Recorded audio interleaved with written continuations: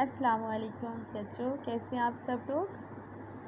چلیے بچوں، آج آپ لوگ اپنے اردو کا سبق نمبر 3 نکالیں، ٹھیک ہے؟ سبق نمبر 3 نکالتے ہیں۔ ہمارا سبق نمبر 3 ہے اخلاق نبی صلی اللہ علیہ وآلہ وسلم۔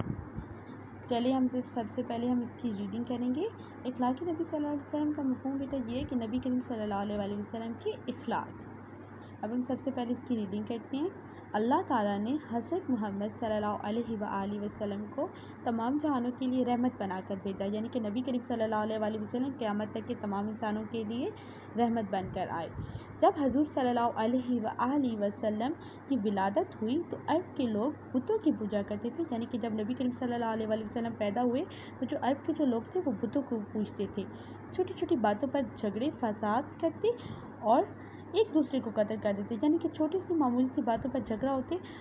ہوتا اور ایک دوسرے کو قتل کر دیتے، یعنی کہ قتل عام تھا اس وقت۔ عورتوں کو بہت کم تر سمجھتے اور ان کے ساتھ بہت برا سلوک کیا جاتا تھا، یعنی کرتے تھے، یعنی کہ عورتوں کی کوئی عزت نہیں تھی ان کو، اور ان کے ساتھ بہت زیادہ برا سلوک کیا جاتا تھا، ٹھیک ہے؟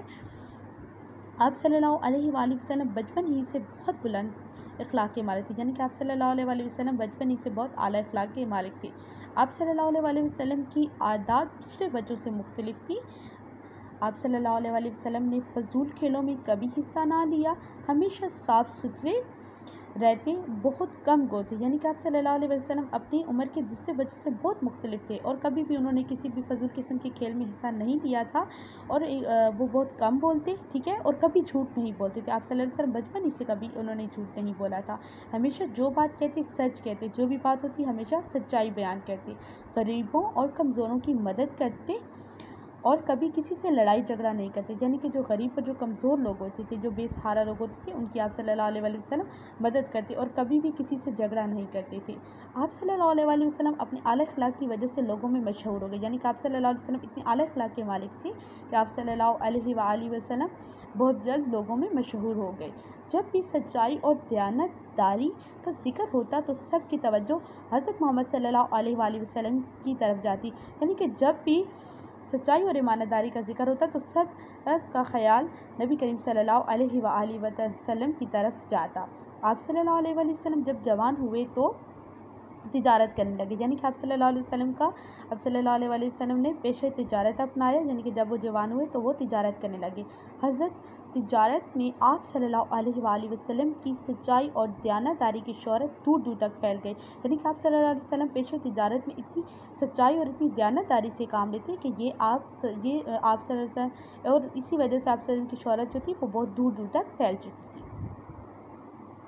اور لوگ آپ صلی اللہ علیہ وسلم کو صادق اور آمین کے لقب سے پکارنے لگے، یعنی کہ صادق یعنی کہ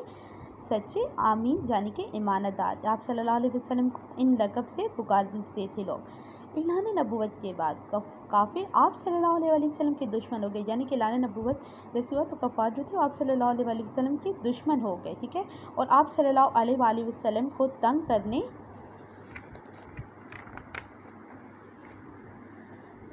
کرنے لگے، یعنی کہ کفار آپ صلی اللہ علیہ وسلم کو تنگ کرنے لگے، لیکن آپ صلی اللہ علیہ وسلم نے ہمیشہ صبر سے کام لیا۔ کفار جو تھے وہ اعلان نبوت کے بعد آپ صلی اللہ علیہ وسلم کے دشمن ہو گئے، ٹھیک ہے، اور طرح طرح کے آپ صلی اللہ علیہ وسلم کو پریشانی میں مبتلا کرنے لگے، یعنی کہ آپ صلی اللہ علیہ وسلم کو تنگ کرنے لگے، لیکن آپ صلی اللہ علیہ وسلم نے ہمیشہ صبر سے کام لیا، ٹھیک ہے۔ آپ صلی اللہ علیہ وسلم اپنے بدترین دشمن کو بھی معاف کر دیا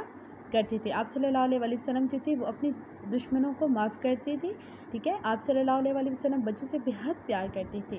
آپ صلی اللہ علیہ وسلم نہ صرف، ٹھیک ہے، مسلمانوں کے بچوں کو بلکہ کافروں کے بچوں سے بھی پیار محبت سے پیش آتے، یہ نہیں تھا کہ نبی کریم صلی اللہ علیہ وسلم سے مسلمانوں کے بچوں سے محبت کرتے تھے، بلکہ وہ کافروں کے بچوں سے بھی بہت محبت سے پیش آتے تھے، ٹھیک ہے۔ بچوں کو سلام کرنے میں پہل کرتے، بچے بھی آپ صلی اللہ علیہ وآلہ وسلم سے بہت محبت سے پیش آتے تھے۔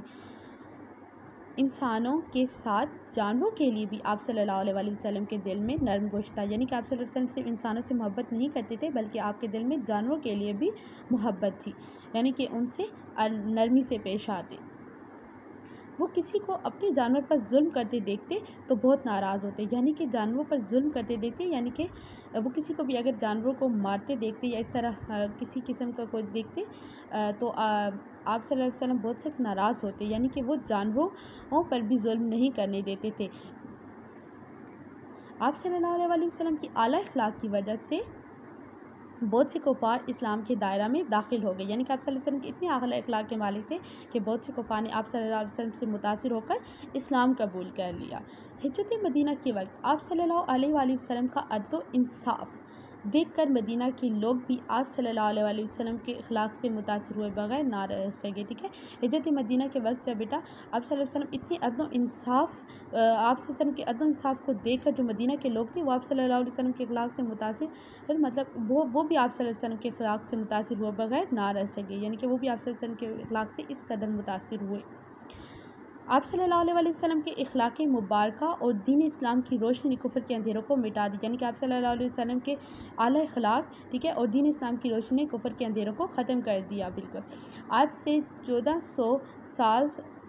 سے زیادہ عرصہ گزرنے کے بعد بھی نبی کریم صلی اللہ علیہ وسلم کی زندگی تمام دنیا کے انسانوں کے لیے بہترین نمونہ ہے، یعنی کہ نبی کریم صلی اللہ علیہ وسلم آج اتنے سال گزر جانے کے بعد بھی نبی کریم صلی اللہ علیہ وسلم کی جو زندگی ہے وہ تمام انسانوں کے لیے بہترین نمونہ ہے۔ ہمیں زندگی کا ہر کام سنت نبی صلی اللہ علیہ وسلم کے مطابق کرنا چاہیے، یعنی کہ نبی کریم ہمیں